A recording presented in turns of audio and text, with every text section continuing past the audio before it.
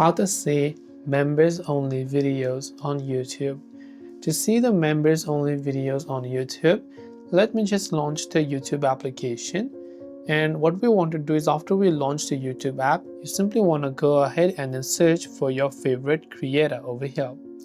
So from the creator whose you want to view only the members only videos, you can simply open up their channel and go to their videos tab, where one of the options from this videos tab, if they have members only plan, you can select members only and you will see a list of their members only videos.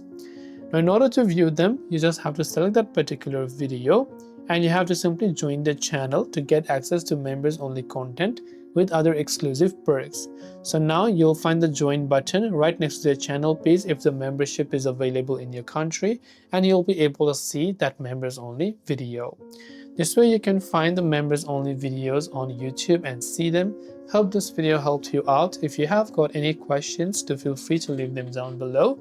Thank you for watching and see you soon as always in our next video.